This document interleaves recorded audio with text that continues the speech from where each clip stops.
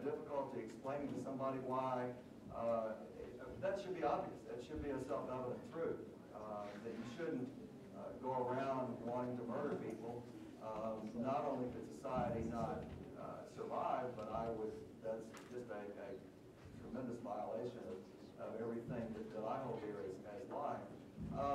I also, from a perspective of why not lie and so forth, I'm a computer programmer. You don't lie very often when you're a computer programmer because you always get caught. Everything's logged. And I happen to work for a financial services company that has a very, very high premium on integrity. Now, I chose that company because I'm very comfortable working with people who have a very, very high level of integrity. Because that is what I think is right, and I think that for our customers to trust us is a very important thing. And so I and the people that I work with have a very high degree of personal integrity for that to work. Why do I show compassion to my friends, to my children, sometimes to total strangers? It's simply the right thing to do. You get what you give. If you give compassion, you get compassion. I'm not sure that really answers your question, but I have a very strong sense of right and wrong, and quite honestly, a lot of that comes from having studied science in college and watching the researchers. In fact, when I went to seminary, I was able to compare the integrity in the lives of many of the ministers that I knew with the integrity of lives of many of the scientists that I knew, and I discovered that not only were scientists doing more to make the world a better place, but they had higher personal integrity than a lot of the ministers that I knew. I would say, comment on that, Apostle.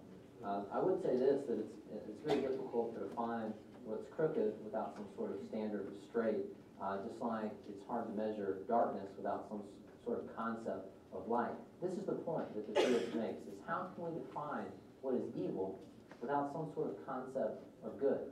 And where did this good come from? Can natural processes explain how it's universal to all of us? My answer is no.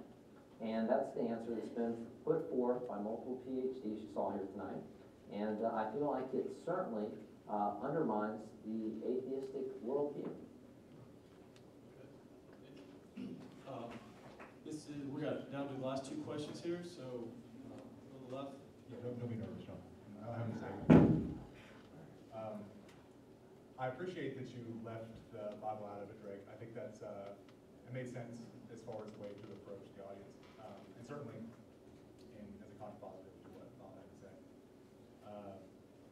But I guess I'm wondering, since your argument is that theism and it is one of the Christian God, how you can keep the Bible aside, first of all, to make your argument, and if the stuff that Bob was talking about, some of the quotations he mentioned, I don't know what they are, Bob, I'm sorry, I was listening from it. How do you pick what's not true and what is, if your ultimate source of truth is the Bible?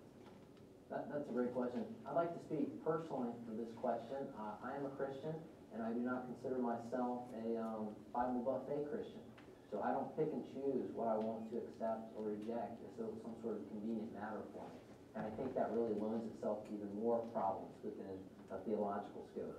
So I'm just speaking personally. Tonight my job was to represent a theistic worldview that supports that there is a God, and I tried to honor that. I will say this, though. If you undermine the historical reliability of the New Testament, you dismiss a lot of what we know about antiquity that has nothing to do with the Bible just based on those same standards. Again, I think it's the premises and the implications that we begin to dismiss the validity of the text rather than where the evidence is leading. Thank you.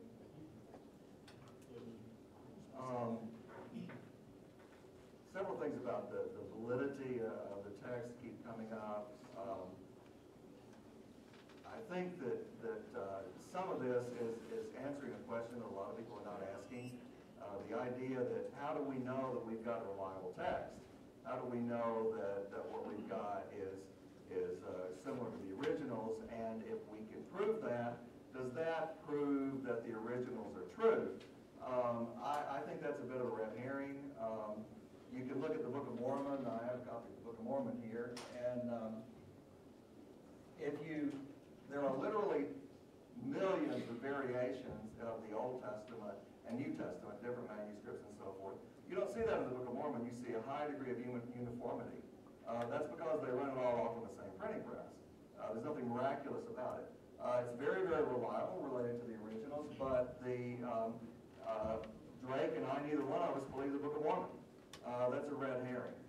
So a lot of this stuff you hear about textual criticism, textual analysis, may prove that the texts are reasonably close to the originals, as we did with some of these things that I put up on the board where we translated the passage about the parents eating the children. But that doesn't necessarily prove that they are true.